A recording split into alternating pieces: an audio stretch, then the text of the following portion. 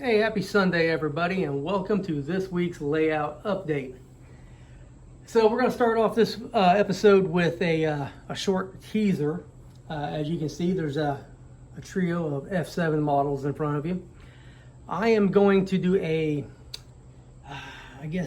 not a documentary, but like a how-to type thing where I'm going to take these three Athearn blue box models, and I'm going to go video by video, step by step, and show you what details to cut off, what detail parts to purchase, and I'm going to show you the paints to use and everything from step 0 to the final step. And don't ask me how many that's going to be. I imagine that each video will be probably 10 minutes long, and then at the end of the series I will edit them all together regardless of how long they are, and upload them all separately. That way there all the information is right there for anybody. But these blue boxes, well, first question is, why a blue box? You know, when you can get an Athearn, or not an Athearn, but yeah, I guess an Athearn Genesis or a Bowser, you know, or a Stewart, or a better, you know, F7 to work on, you know. And the answer to that is because they already have all the details. And Alan McClellan used, you know, Varney locomotives, which was purchased by Athearn locomotives, or Athearn, which used the same molds and everything.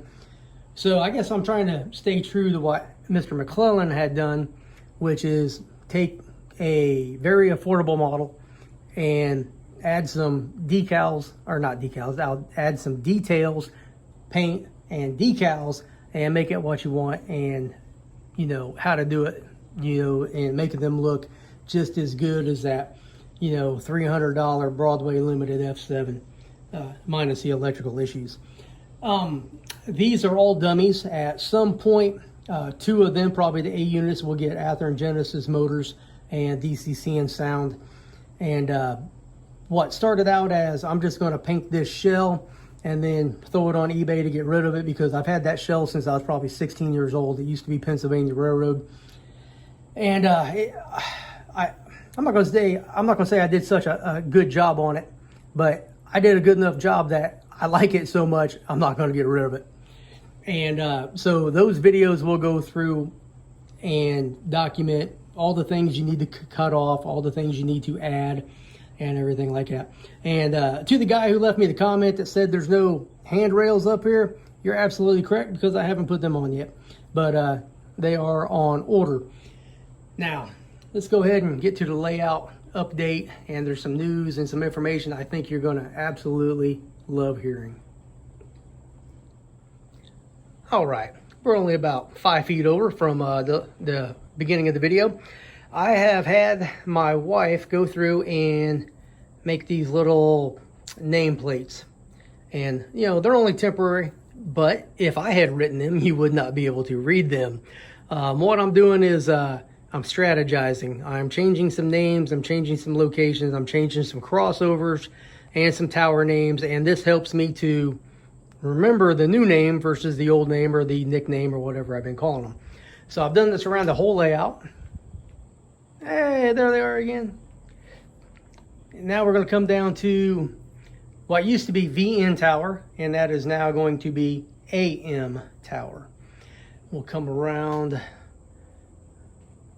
to the west, and we'll come to Cartridge, Ohio, which is a made-up name for a made-up place in a made-up location of Ohio. I still have do not have names for this road, or this little private drive. But that's Mrs. Robinson's house, and Conductor Smith always parks his caboose on the backside of that house, and he don't do no work there, or so he says. I need to name this road besides Railroad Avenue or Railroad Street or whatever, and we'll go from there. So continuing west, sorry if that's too fast, there will be a Pennsylvania Tower that looks just exactly like AM Tower. It will be right here, and that will be Bridge. This may become East Bridge and West Bridge over there, but I have not decided yet, because this part of the bridge interlocker has only one switch, and this will have a crossover, a junction, and main lines, two main lines going into one. So this might be a very busy location for an operator, because that's my plan, is have an actual person stand there that you call on the radio and they line the switches up for you. All right, this is the first section of new foam that I've glued down. This plywood here has been stapled and glued down, but none of the foam between here and the other corner has been permanently affixed. What I'm doing is laying out all my supplies to make sure that I have enough. Normally it's one tube of liquid nails per 8 foot by 2 foot section. And if you got the money, Gorilla Glue right here is the absolute best way to adhere your foam to your plywood. The section over there that I glued in, I used Gorilla Glue. It is awesome. I might use Gorilla Glue for these smaller sections, but I think what I'm going to have to do is go around like the perimeter and maybe one stripe through the middle, and on the end with Gorilla Glue, and then put the liquid nails in the middle. I've had liquid nails come loose a few times and it's caused me some issues. So I think that might take care of the whole thing. And back to that Gorilla Glue, that bottle is like $19. You know, so I mean, gluing down your foam is expensive on top of everything else. And maybe in the next video, I will tell you all exactly how much this 43-foot section of bench work from that corner back to that door cost per square foot. And if that's something you'd be interested in, then let me know. I know that's something my wife is not interested in, or I'm not interested in her knowing, because I'd probably be in a lot of trouble. Okay, I'm gonna jump way over here. This little town has been named Apple Creek. My wife came up with that and I liked it. Howard Street, I talked about that in the video previously, and McClellan Boulevard. Now, the bridge over McClellan Boulevard on the Industrial Beltline has a V&O Herald and an Allegheny Midland Herald. That's something y'all probably have never seen. The bridge in the back has a Pennsylvania on there. I think that's kind of neat. It's fitting. Oh, my depot fell over. Oh. Well, since I'm right here, let's go ahead and talk about this. I was going west a little bit more. So this bridge right here over McClellan Avenue on the Pensy side. Come on now, stay up. What's going on here? Well, it stayed up until I was making a video. So this whole bridge here has been rebuilt. It is now about 3 inches wider. It has a concrete support down the middle of the road, and it still has 3 tracks. But I've moved the depot from over here to this location, and then passenger platforms will be on this side with a little canopy on there. I think that'll look pretty good. So you're probably asking why I moved it. Well, this location will be AC tower, and it used to be 9 inches that way. To have a better radius on my curve so that I wouldn't ride up against this wall right here, I moved it back 9 inches so I can change my radius to 44 inches and have a better spot. Oh my God, I'm all out of whack here. Okay, so since we're over here, I might as well go ahead and do this part also. This was not part of the script. You would think Dean was here, but he is not. Okay, so this track in the back goes downgrade at 3%, and it will go to a river port and a harbor scene on the other side of the room. There'll be a 36-inch radius curve here, which you might be able to see or might not, that I haven't marked out. And it will be laid on this real thin, what's it called? It's not cork, it's just road bed, I guess. And it will come around, basically come up to this piece of wood and ramp up to 3/32 of an inch to your standard road bed right there. This turnout right here is a number 6. It goes straight to that the other half of the industrial belt line, the harbor line, I guess you want to call it. And then the turnout section goes to a 44-inch radius curve. That's the Pennsylvania line that comes over here. Now, the Virginian is this road bed back here. It will come and cross over the Pensy via turnouts. come over here, and then this line will parallel the Pennsylvania and basically look like double track. This track here will go to the yard and the yard lead. This track here will come off this direction and go to the Railway Express Agency, which will be over here someplace. All right. Now this is the siding that comes, or the yard lead, or what? This is the siding. No, I'm sorry. Pennsylvania main line, Virginia main line, siding. This is the lead that goes to the house track. You'll have a yard lead right here, and you're gonna have number 6 right here and a number 6 right here to the main line for a crossover.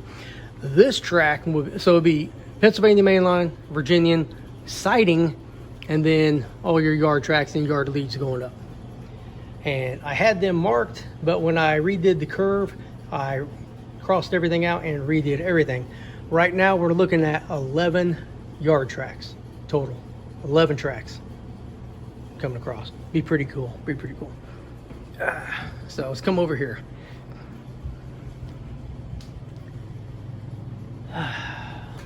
This little area here has been completed. You got the meat house here. You have 5 cars on that track, but you can only fit 4 on this side over here. So if you pull down with 5 cars, you have to leave 1 here where the motor's at, shove those 4 back, and then come back and pick that one up and shove it in. And same thing in reverse, or something similar in reverse if you're working that line. Now, I call this the industrial belt line. It is based off like the Illinois terminal. It's like an interurban that has quit running interurban trains and just stuck with freight. And this is just a little freight operation. And since the belt line gives you the idea that at one time it connected someplace else, it actually did. Come back here. This is the powerhouse, and this is your powerhouse lead, your 3-way switch, because I bought that for the yard and ended up changing my mind. This is the track that dumps the coal to the underground hopper that feeds the boilers. This is your storage track, and this is another storage track. This is the old main line. Now the old main line comes through here, curves around, goes over this direction. This will be just old ties, and will go onto the gate and look as if it tied into the main line over here, hence the belt line. Now you can see all these black outlines. This is where I'm gonna paint. So I'm gonna paint all this black, and there'll be very little cinder ballast on this at all, and it's going to stay directly onto the foam. And in this area down here, there'll be a lot of dirt and everything right up to the edge of the ties, and it'll not really, I was going to do street running, but I think this will look very industrial and very I don't know, old, very poor railroad, something like that. We'll come back east here. Oh, here's something I came up with. So when you're on the working this job and you're coming west, which is to the right of the screen, you have to come up here and stop. So westbound movements must stop and flag Howard Street. No restrictions for eastbound movements. And you have the little westbound arrow so you can see where you need to stop at. I think that's very fitting because the fire department does not want them blowing the horn coming through there because they sleep. So they come up here, flag this, no horn, just some bell, and come in this way here. Now, when you're coming eastbound, you can blow all you want. Not an issue, not a problem. And I just put that there out of the way, so don't think I changed anything there. There will be a freight house right here, and this is the old main line, and this is the connection track that goes to the yard over that way, and that's Henthorne Yard. So this track used to extend past here, but right there's just going to be a big pile of dirt right here and some ties. Now you can see here the old main line. You can see the black line, that's the center line of the track. And it came up a very steep grade and crossed over these 3 tracks right here. If you've ever seen pictures of Beement, Illinois, you can see where the Wabash main line turned north, went to Chicago, and the Illinois terminal, which paralleled the Wabash east of Beement, come around a big ass curve and went up a super steep grade, went like 30 feet above the railroad on a bridge, and then came back down the other side.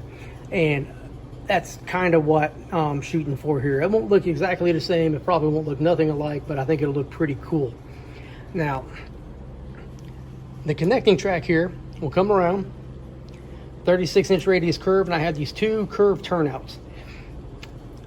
Of course, the track will come off here, one will come here, and they'll all parallel through here, so there'll be 3 tracks. So it'll be yard 1 and yard 2 and the belt line, main line.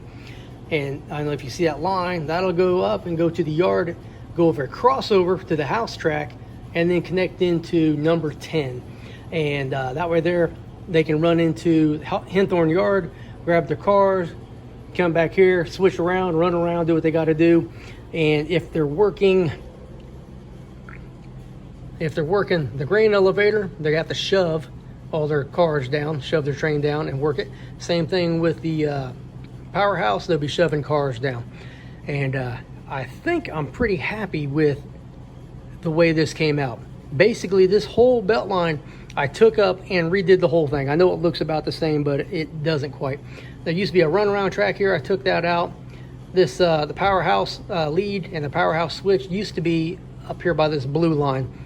And you know, looking at it from here, nothing is parallel, and that's just the way it's going to be. Nothing is perfect in the railroad. That is prototypical. But as modelers, we usually try to make everything parallel and stuff like that. It doesn't always work. But that is that. And I also used my AnyRail program to design this whole section of the railroad, and I will post that picture at the end. If you have any questions about AnyRail, ask them in the comments, and I can talk to you about that. I may make a video of the next phase of my development of this yard, doing the east end down here, but I really don't know how to screen capture, video capture, or whatever, all that work, and talk at the same time and explain everything. So once I figure that out, which my son is has a CAD degree, so he should be able to help Dad out with that if I can get him to answer his phone, which is rare, but that's okay. We'll come back around here. Next phase of this build will be to add in the Virginian track back here all the way down, because at some point I'm not going to be able to reach back here if I keep building.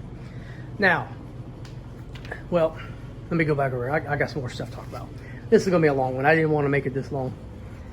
Once again, arrows and directions, and to eliminate any confusion from any possible operations, I've numbered all the tracks and basically right by it, and you can't really mess this up. It's so easy a tanker could do it, and if you was in the Army and you were a tanker, you know exactly what I mean.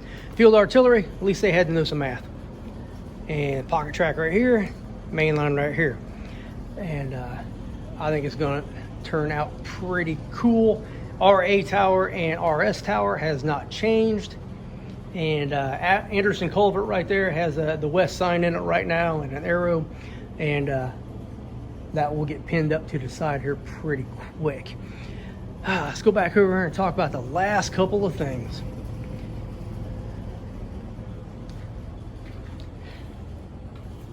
I am stocked up on supplies. I've got my green paint so I can do some hills and mountains on the walls.